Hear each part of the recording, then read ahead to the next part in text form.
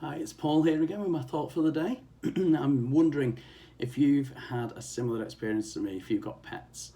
You can maybe just see in this little bottom corner of my screen here, there's this little black thing that keeps appearing, and this is my cat. This is Mimi. She's featured a couple of times in my thought for the day. But what I've discovered over lockdown is that she just craves my attention.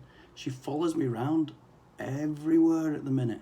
Trying to do work on the computer has been an absolute nightmare because you start typing and she kind of just appears from nowhere, and just suddenly she's all over your computer screen. This is what I'm seeing right now. This is it. This is her, and there's my computer. So she's just like not letting me get anywhere near my screen. Wherever I go, there she is, and it's like, I don't know, I love it. Don't get me wrong, it's one of the reasons I wanted to have a cat in our lives, that, you know, we could do this whole thing of being able to stroke our cat and talk to her and have her following you around and all of that. And I guess it's the same reason why people get dogs and want to take dogs for a walk and have that companionship and all that sort of stuff. But the thing that has struck me is just this absolute desperation to be where I am. It's crazy. It's crazy. It's like when you shout her, she doesn't come though. That's the weird bit. You know, people say you own a dog and a cat lives with you. Like, you know, you're just trying to ask her to come and be with you. She comes when she chooses. But when I want to work, that's the moment she seems to appear, and she's just there. Got me thinking a little bit about what do I feel about, you know, what's the stuff that I'm really keen on, you know, what's the stuff that I will move heaven and earth to do. She'll follow me anywhere. And it got me thinking then a little bit about how desperate am I to spend time in God's presence. You know, how desperate am I to want to be with him and talk with him and listen to him and all of that stuff.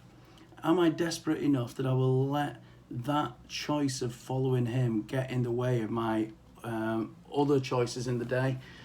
You know, I've got an option. Am I going to sit down and watch the TV, or am I going to spend time with God? Am I going to go for a run, or am I going to spend time with God? And what is my priority? What's the thing that I will put down so that I choose to be with him?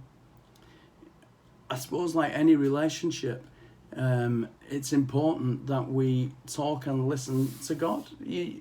How could you have a relationship with a friend or with a family member if you never speak to them, if you never see their face? I know over lockdown, one of the things that people have found hardest is not having that face-to-face personal contact with people.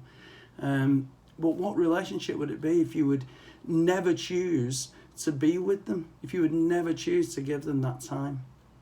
Having Mimi sort of following me around and jump on my laptop has really challenged me to think about, you know, there's a story in the Bible, isn't there, where it says that there's a widow who's desperate, and she comes and knocks on the house asking for help. I suppose the modern day story would be an equivalent of someone just going knocking for a cup of sugar or something like that. Modern, it's not modern, is it? But you know what I mean, that thing of desperation. Could you help me please? Can you help me please? And it was the desperation of keeping going back which makes the homeowner give that person what they were looking for and what they were asking for. Are you desperate to spend time with God? We used to sing a song called Breathe. It's a song written by Catherine Scott, and you know the chorus says, I'm desperate for you, I'm lost without you. Would that be an honest thing you could say about your time and your relationship with Jesus? Are you desperate for him? Are you lost without him? I remember reading a book when I was in my late teens, which said, too busy not to pray. We find so many reasons, don't we, to, you know, not have time to spend it with God. But actually, if we want to be productive in our lives, having that time with him is so important. And maybe you're not a follower of Jesus and you're thinking, this isn't relevant to me at all today. You know what? I would argue that even if it's not spending time with God for you as someone who's not a Christian, I still think it's important to have time in your day where you stop and think and have that sort of pull back before you launch into all the things that we do. So here's my question for you today. Lessons from Mimi's desperation. Are you desperate to spend time with God? Will you put other things down to prioritize your time with him? Are you too busy to pray? Maybe that book title speaks to you today, Too Busy Not to Pray.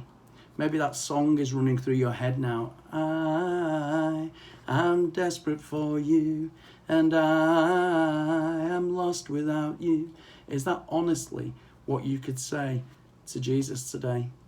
And if you're not a follower of Jesus, are you going to put time in your day where at least you can stop and think before you launch into all the activity that we do? I think that pause makes the activity more beneficial.